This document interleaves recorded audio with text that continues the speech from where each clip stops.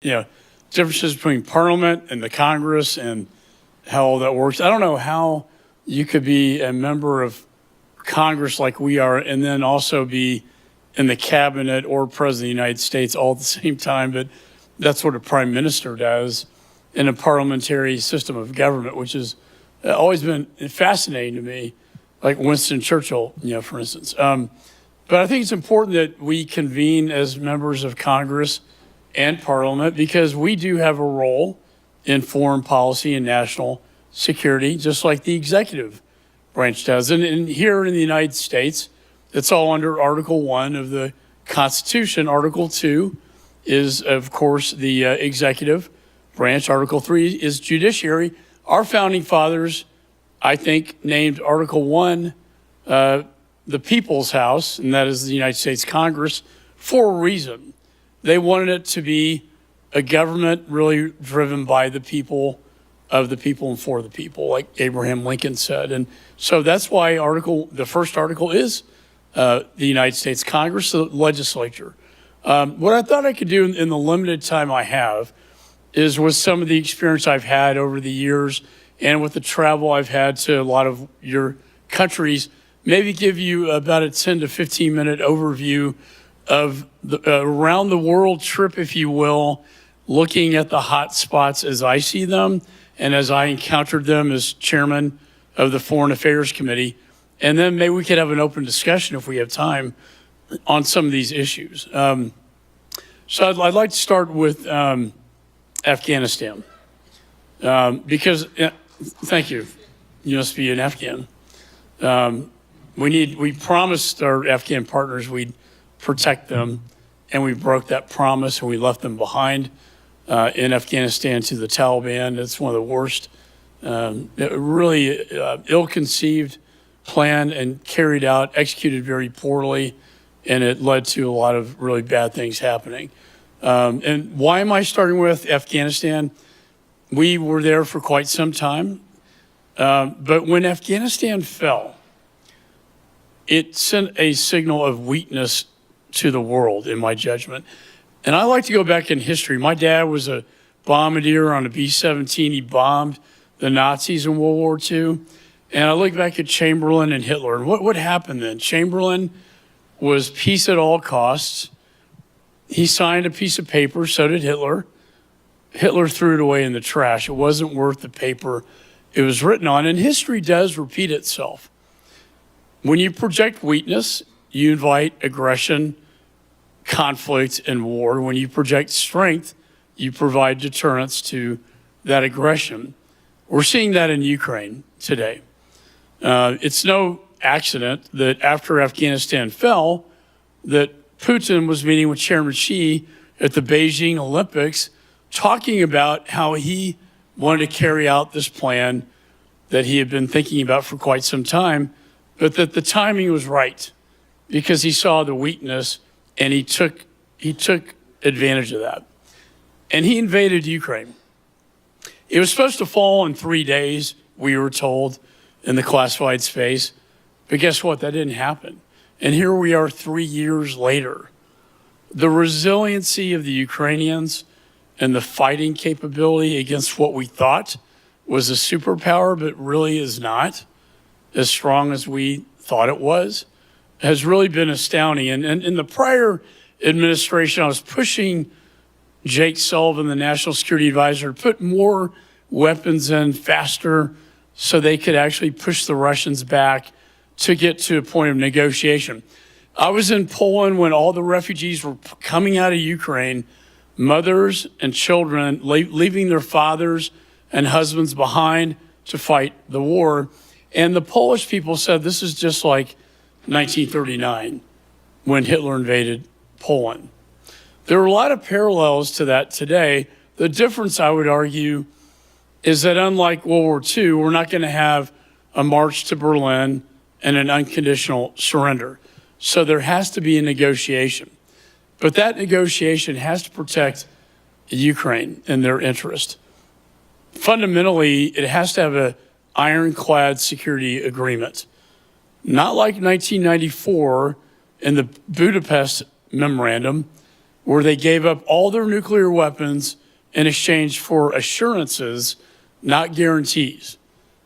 And then Russia invaded Ukraine after they gave up their strongest deterrence, and that was the nuclear weapons they had. So we have to have that secure agreement. The children, the 20,000 who have been abducted by the Russians to go against their own country, kidnapped, indoctrinated to fight against their homeland, they need to return and be repatriated. I believe it should go to the Congress for an up or down vote. But that security agreement is really paramount. I've spent a lot of time on this issue. I passed the emergency wartime supplemental bill, which included the $80 billion for Ukraine and the weapons. I wrote in ATACMS into the bill, and we passed that. Had we not passed that bill, I do believe Russia would be occupying Ukraine today. To our European allies, I think the message you're hearing out of the White House is you got to step it up. The NATO alliance is not just the United States, it's also our European partners and allies. And to their credit, our European allies have started to step up their GDP, their military spending relative to GDP quite extensively, which is a very, very positive step. So in the whole context of Europe and its defense from adversaries like Mr. Putin, that's very important. What I pointed out to my colleagues on the floor of that debate of the wartime supplemental was, it's not just Putin, it's Chairman Xi who wants to invade Taiwan. It's the Ayatollah who wants to take Israel and threaten Israel through its proxies of Hamas, Hezbollah, and the Houthi rebels. And so you have the three of them, and you have, Kim Jong-un in North Korea, and 10,000 North Korean soldiers were thrown into the front lines in Ukraine, as well. So you can't separate them. I had a poster of JC, you can imagine, Putin, the Ayatollah, and Chairman Xi all together as one.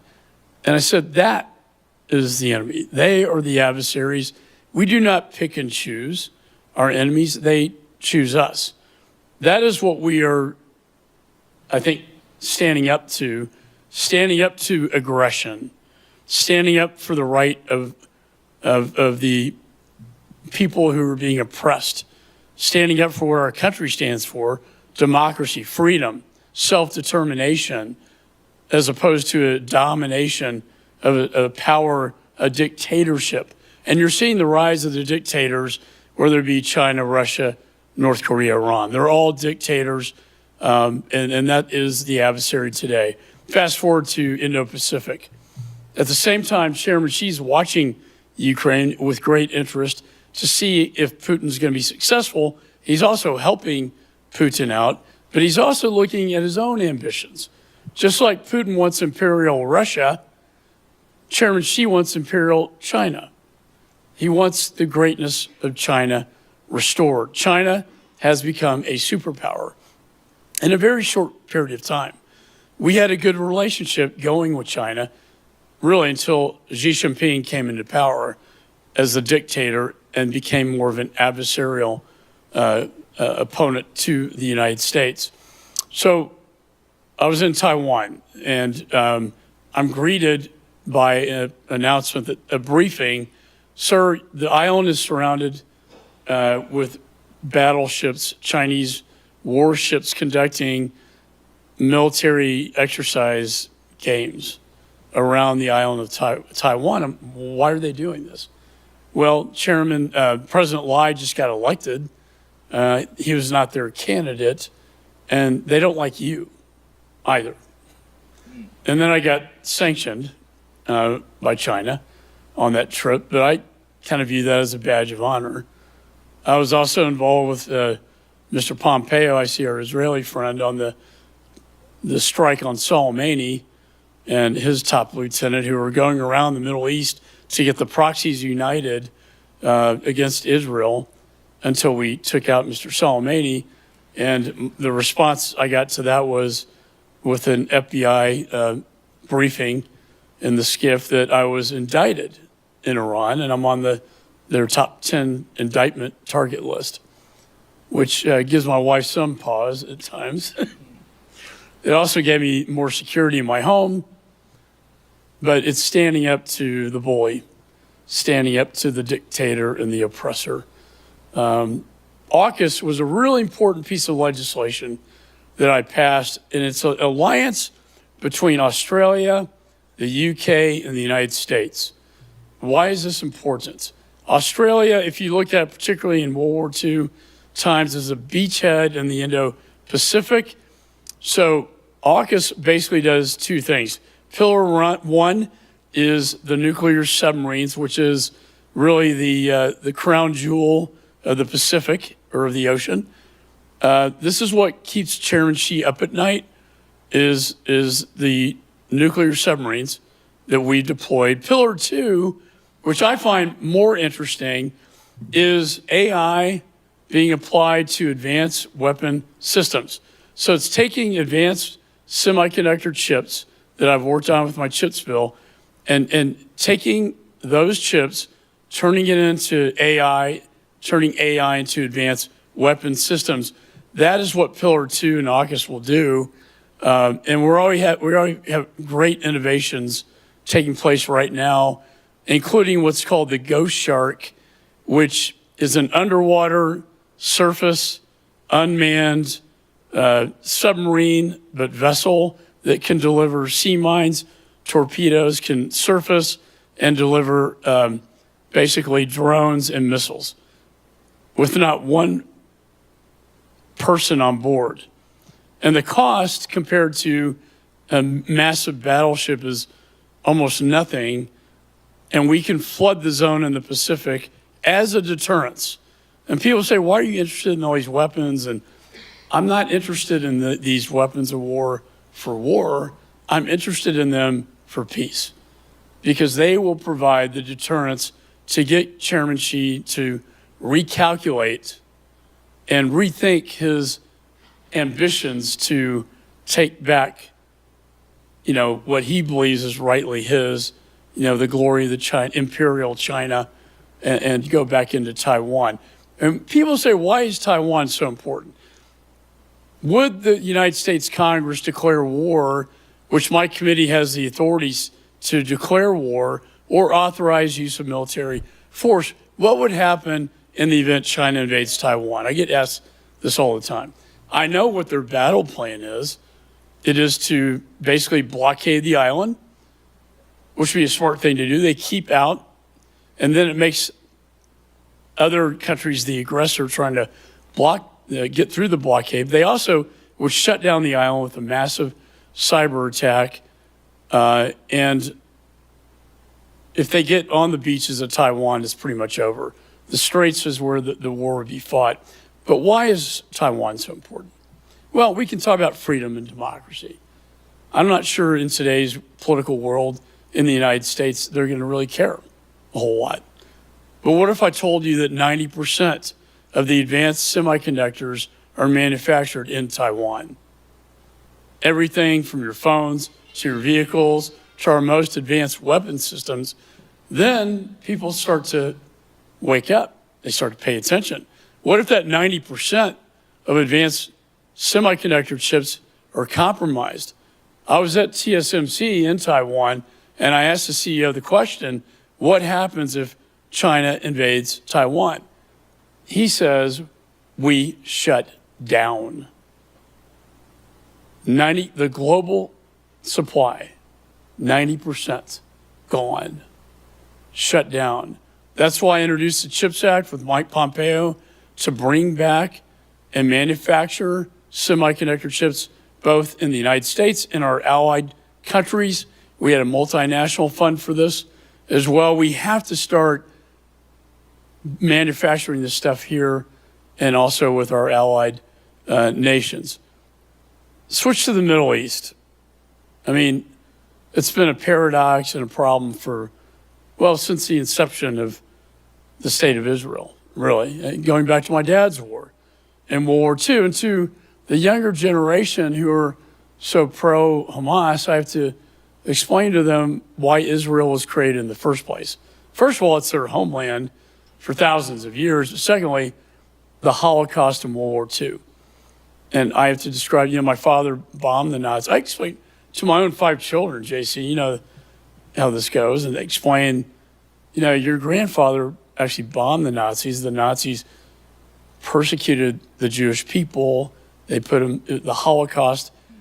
It's staggering to me, the younger generation, not to sound like some old guy ranting, but not having any knowledge about World War II or the Holocaust, and to remind them why or how Israel came to being in the first place. Not to mention the Cold War when it comes to Ukraine and Russia. I will say I'm actually bullish and optimistic on the Middle East. And I'll tell you why, because Iran has never been on its heels more than they are now. After the B-2 strike, which was devastating to Iran, that took out their nuclear capabilities, that we've been waiting for this day for quite some time, has finally occurred. Hamas is on its heels. Hezbollah has been very damaged, as well as the Houthi rebels. And guess what? Our alliance with the Saudis and Israel's alliance with the Saudis, which no one would have dreamed of a decade ago, is the strongest I've ever seen it. Why is that important? Because normalization could actually take place in our lifetime. Normalization between the Arab world and the Jewish world, to be able to live in peace side by side without war. That is the goal.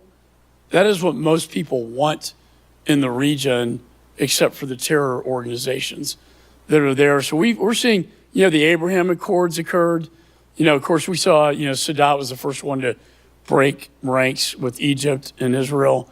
Then the king of Jordan, Hussein, to break ranks with Israel. But now you're seeing, when you see Saudi, and they are kind of the leader of the Arab kingdom world going that direction, very, very positive news. Stay tuned, I think, on that one. Now we have our own hemisphere, Western Hemisphere. What you're seeing right now is the administration is actually paying a little more attention now to our own backyard. We used to have something called the Monroe Doctrine that protected our, hemisphere from adversaries. Yet in Venezuela, you'll see Iran there. You'll see China in the Western Hemisphere. You'll see Russian assets, down there, as well. I know the issue with Venezuela has caused a lot of consternation. From the American point of view, and particularly someone who lives in a border state like I do of Texas, securing our land border was very important. Securing our maritime border is important as well, and securing our airspace from drones. I chair the Special Events Task Force in Homeland dealing with FIFA, the World Cup, which all of y'all are aware. That's going to be a great thing for Mexico, the United States, Canada. I went to the drawing at the Kennedy Center. But my job is to envision what bad could really happen. What are the threats? And the biggest threat to these games are drones, as we've seen in Ukraine with Russia pulverizing, and Ukraine's had great success with drones as well. We've also had drones come across our border from cartels. There's some great counter-drone technology out there right now that I'm trying to get deployed into Ukraine to stop the drones there. But we're also going to deploy these at all the World Cup games to protect the people who are there from, to be able to distinguish a friendly drone versus an adversarial drone.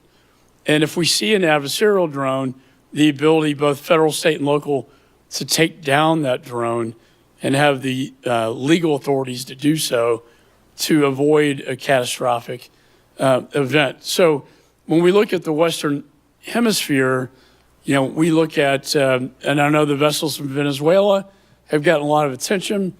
I would just say, in international waters, and the drug cartels have been designated as foreign terrorist organizations, that we have a right, the executive, under Article 2 of the Constitution, the president has the right to defend our country from drugs flowing into this country that kills Americans. Fentanyls have been the worst, and they've come across the land more primarily, but everyone in this country has a story about someone who died from fentanyls. My children have many, unfortunately. One who took what he thought was Xanax on the streets. It had fentanyl in it, and on Christmas morning, they tried to wake him up, and he was gone. I mean, how sad is that? And it's killing so many of our young people. And these precursors come from China, by the way. So all the things that go into fentanyls are coming from China, which is a whole other issue. I'm going down to Mexico City in February to meet with the president of Mexico. I chair the U.S.-Mexico Interparliamentary, and we're going to meet with their parliament in San Miguel. But this will be one of the hot topics, is precursors from China coming in, being manufactured, then coming across, the border. And so I think at the end of the day, we didn't want World War II. And it took a lot for us to actually get involved in it. If you look at the polling before Pearl Harbor, it was probably 70, 80% against getting involved in yet another European conflict. It really took Pearl Harbor, that's when the polling changed. And even getting involved in Europe is still polling sort of high against not getting involved in that, but just against Japan, until Hitler declared a war against the United States. And I say that because I see waves of isolationism in the United States today, the same ones from Lindbergh that we saw prior to World War II. I see that in my own party with my own members. And I have to remind them that we have a great responsibility to lead. The United States, after World War II, became a leader of the free world, and we can't shrink from that responsibility. We can ask our friends and allies to step up their defense, but we have to maintain a leadership role for freedom in the world and democracy. The oceans are not going to protect us like we thought prior to World War II, in the bombing. Interesting, I was with the ambassador from Japan, who obviously they're our ally today, but I was at the International Club, and he had took me to his residence, and there was a phone in his office. And he said, "I want to show this to you. My predecessor sat here when Emperor Hirohito called him to tell him he was going to bomb Pearl Harbor."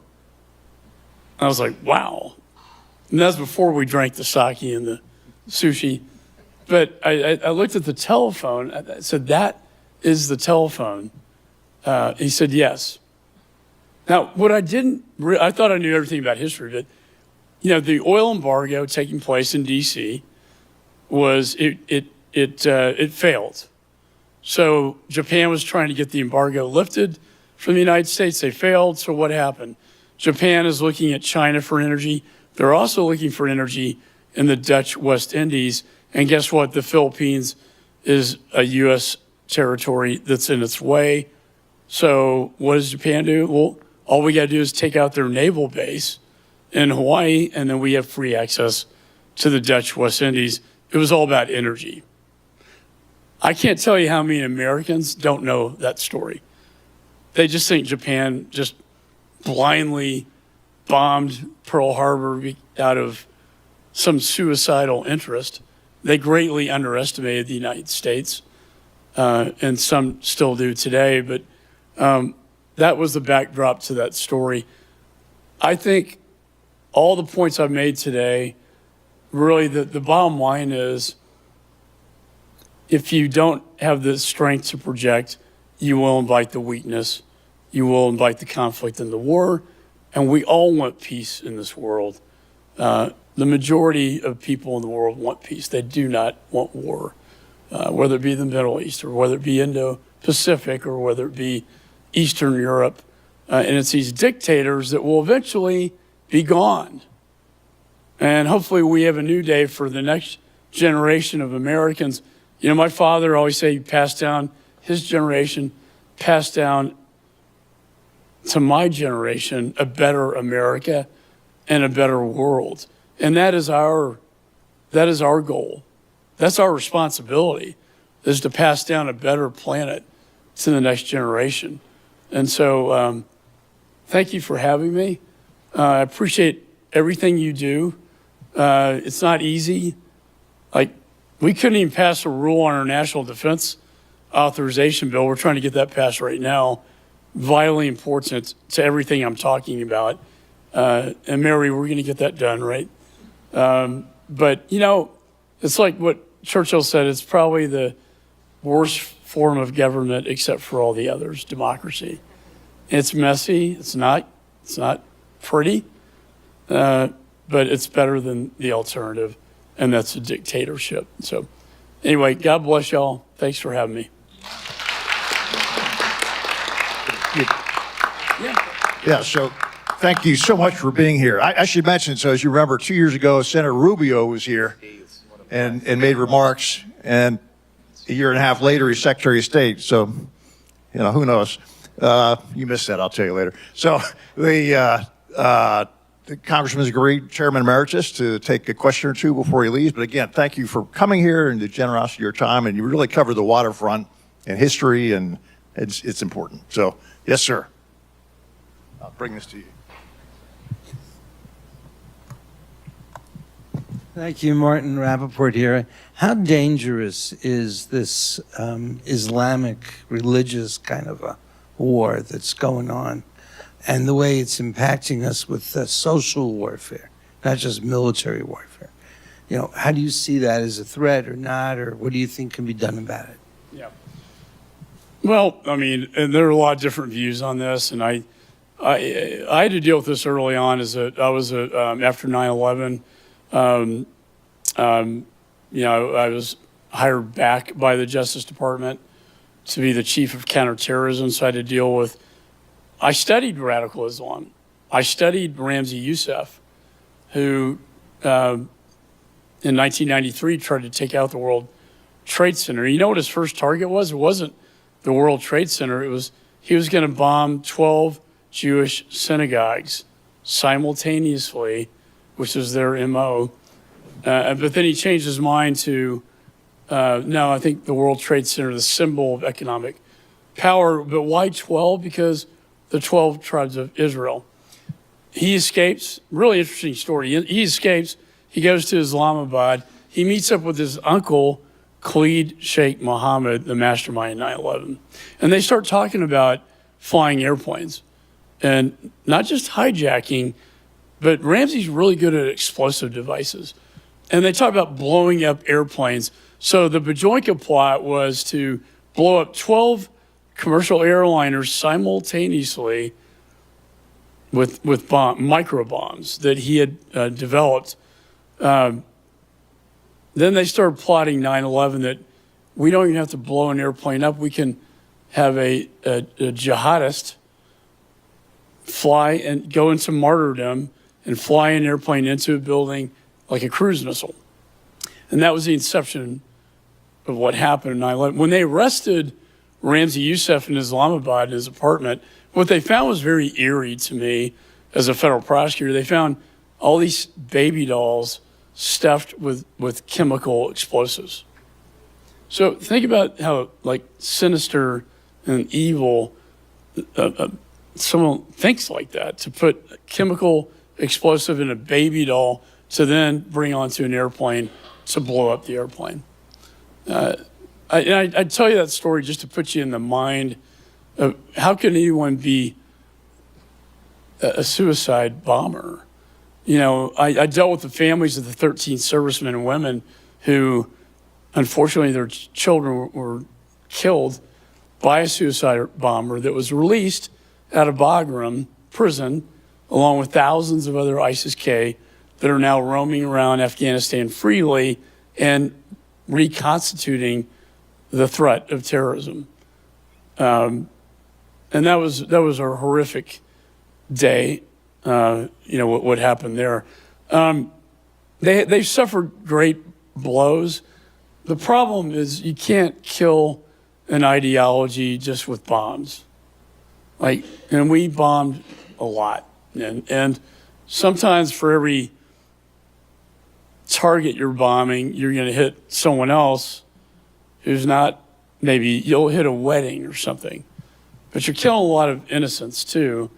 And every one of those families are touched. And what you're doing is you're creating more radicalized ideology along the way. I think I don't have a simple answer. I do see a rise in anti-Semitism. I met with Netanyahu in May, met with him in August. My advice was try to end this thing as soon as I get the threat. I was there after October 7th. I saw in Kfar Aza.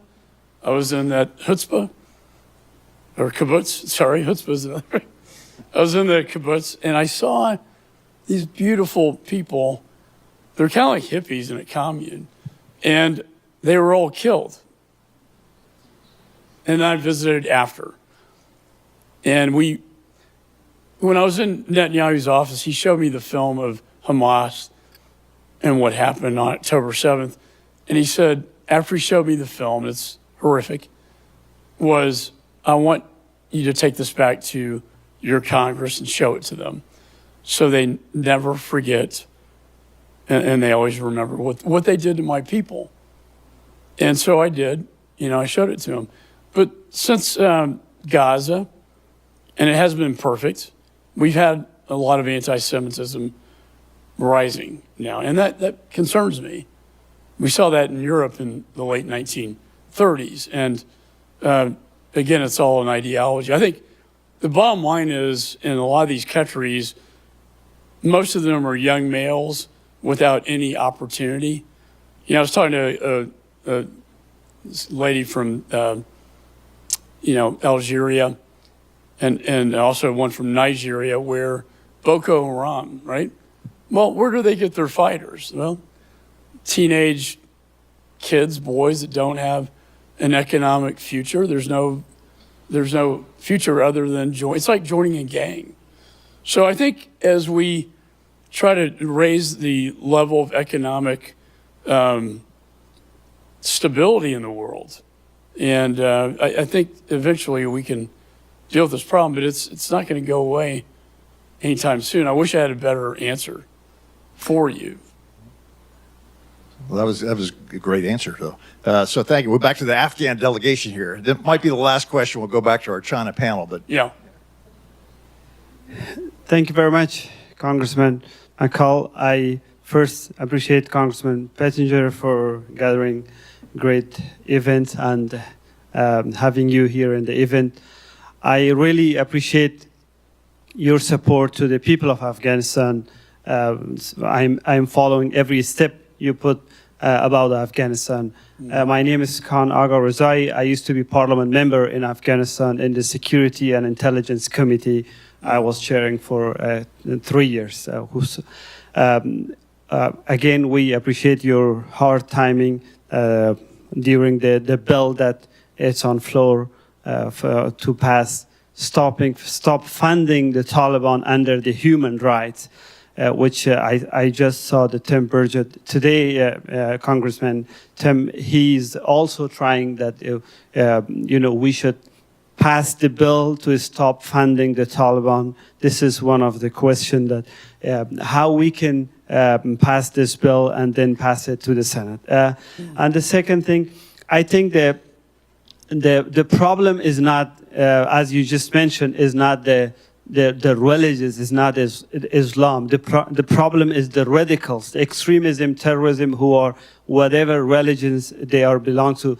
The first victims who are in from these radicals and the extremism are Muslims peoples. As you know, in Afghanistan we have 165,000 soldiers who lost their life and 130,000 civilians who lost their lives from these extremism groups who are active or exploding and suicide bombs in Afghanistan. And till today, as you just mentioned, what they are saying, how much you spend on a soldier every month, $700 or $1,000. They're spending $100 in a year on a